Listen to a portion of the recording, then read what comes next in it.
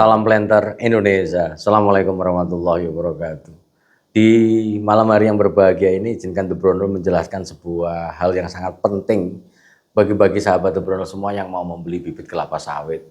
Dalam hal ini adalah bibit yang siap tanam ataupun kecambah, tapi lebih cenderung ke bibit siap tanam. Ada sebuah cerita dari sahabat The Brondol yang mana ada seorang pembeli bibit kelapa sawit di bibitan saya, Pak ini nggak jadi beli karena bahwa ketika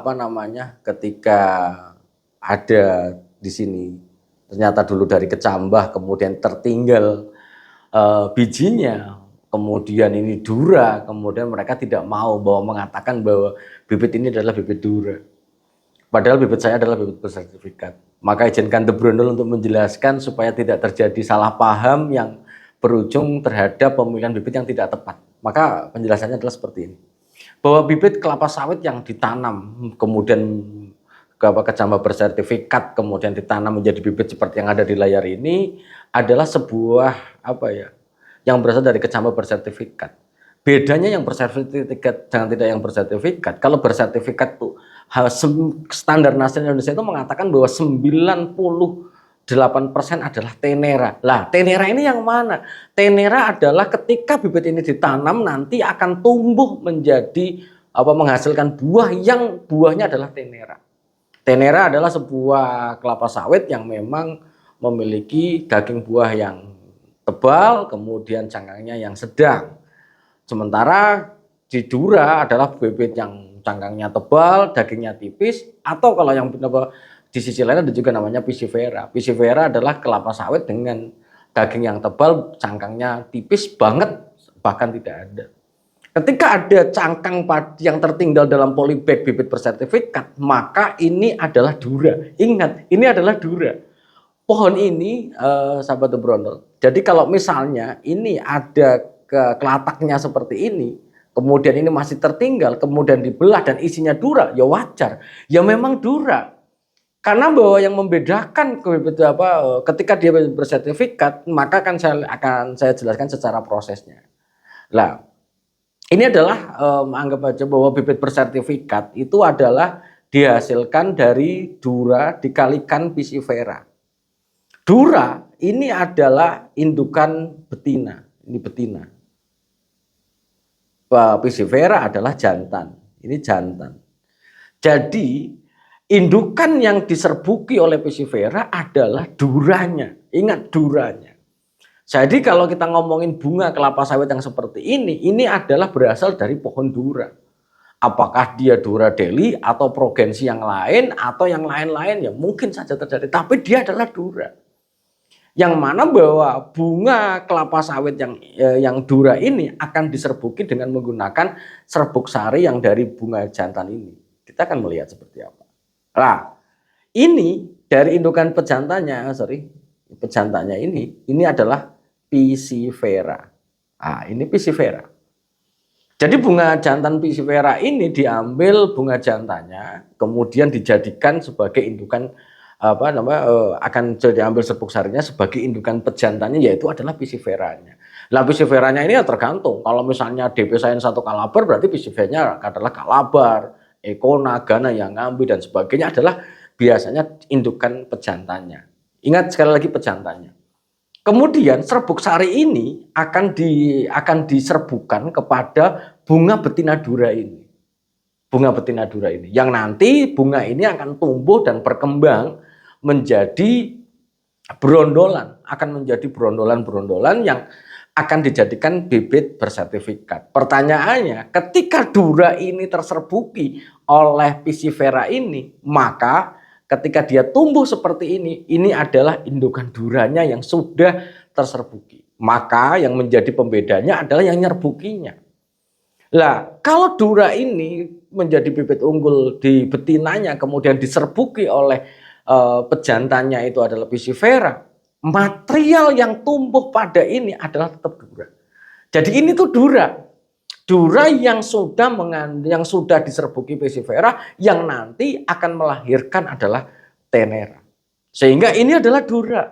Sehingga ketika dura ini sudah gede, berkembang, yang sudah diserbuki tadi oleh pisifera, kemudian dipanen di balai kecambah, dipanen, kemudian diprotoli dan dijadikan kecambah seperti ini, maka kecambah ini materialnya adalah dura yang sudah terserbuki oleh pisifera. Itu. Jadi ketika kelata ini, cangkang yang ini kemudian tumbuh ke dalam bibitan yang seperti yang tadi saya sampaikan, ini ada kelatanya di sini, yang tumbuh menjadi bibit seperti ini, maka kelatanya ya tetap dura. Tetap dura. Jadi jangan gagal paham. Kalau seandainya dura ini tumbuh nanti, maka kelatanya dura. Mungkin banyak orang yang akan gagal paham. Wah, ini dura, nanti tumbuhnya dura. Tidak. Maka tidak. Kalau dia bibit bersertifikat, dura ini akan tumbuh menjadi pohon ini. Bibit ini yang nanti tumbuh ketika dirawat dengan bagus akan menghasilkan adalah tenera, bukan dura. Selama dia bibit bersertifikat. Lah, kalau Pak Pendi, kalau bedanya bibit yang tidak bersertifikat, saya jelaskan. Ini ada kelatak ditanam di sini. Di mana bahwa dia dura yang kita genetiknya tidak jelas, berasal dari penyerbukan mana? Apakah dia bibit abal-abal kah ataukah dia kentosan? Ini dura akan menjadi dura yang mungkin saja karena dura yang terserbuki dura. Akan tetapi kalau dura yang terserbuki oleh pisifera, maka akan menjadikan tanaman ini akan menghasilkan tenera. Sehingga kalau misalnya sahabat berondol di bibitan kemudian dicungkil ini dura bibit bersertifikat, ya mungkin memang gitu. Malah justru akan menjadi hal yang fatal ketika dicungkil malah tenera. Itu malah akan menjadi masalah yang besar karena beberapa tenera yang mungkin terjadi malah justru menjadi bibit yang afkir ke depannya. Sehingga statement yang harus saya sampaikan pada di siang malam hari yang berbahagia ini, bahwa bibit bersertifikat dura yang diserbuki oleh pisifera ketika ditanam dia adalah dura, tapi bahwa yang nanti tumbuh akan menjadi tenera. Akan tetapi kalau bibit abal-abal dia dura belum tentu akan menjadi tenera karena kita nggak tahu yang nyerbukinya siapa gitu loh. Sehingga bagi sahabat-sahabat berondol yang mau membeli bibit kemudian dicungkil ternyata kok dura, ya wajar selama di bibit bersertifikat.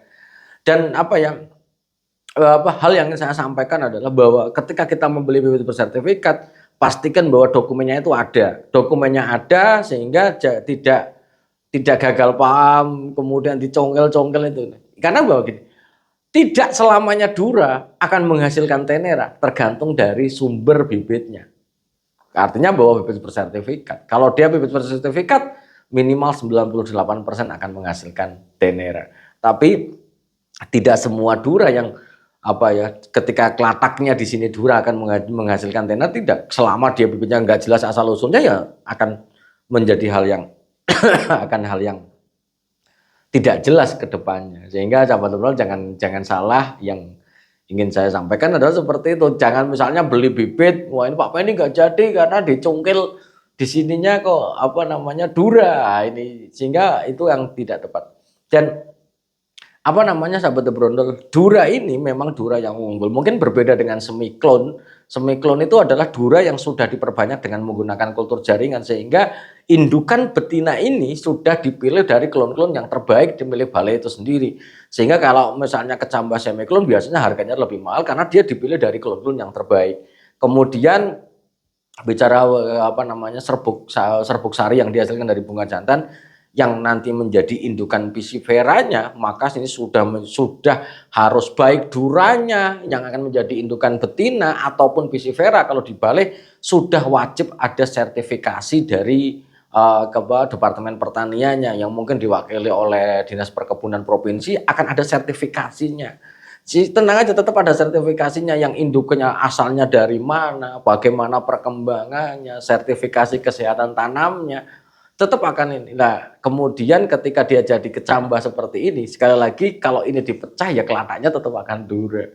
Seperti itu. Jadi jangan gagal paham kalau beli bibit yang siap tanam kemudian kelataknya dicungkil dura kok berarti ini Dura belum, memang bibit bersertifikat adalah Dura. Misalnya seperti ini adalah Dura, calon indukan Duranya DP Sain yang bulat-bulat gede-gede seperti ini, ya nanti dipanen ya tetap Dura, tapi bahwa Dura yang sudah membawa material penyerbukan dari pisifera yang nanti akan menjadi kecambah bersertifikat yang akan menghasilkan tenera. Kalau DP Sain pasti apakah DP Sain yang diserbuki oleh Pisifera Calabar atau DP Sain Dura ini, Dura Deli ini akan diserbuki oleh Econa, Ghana atau yang ambil yang notabene nanti akan ketika brondolan ini Dura ini sudah terserbuki dan akan digunakan sebagai material di dalam kecambah ini, ketika ditanam kemudian jadi bibit seperti ini, ya maka akan menghasilkan tenera.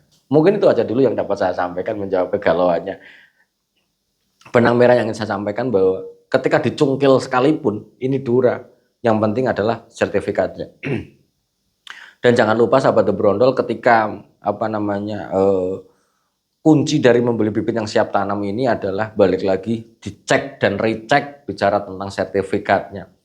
Karena bahwa ketika sudah menjadi bibit seperti ini, apakah yang abal-abal atau ini sangat tidak bisa dideteksi secara kasat mata, apakah seragamnya dan sebagainya. Keseragamannya ya bisa jadi hampir sama.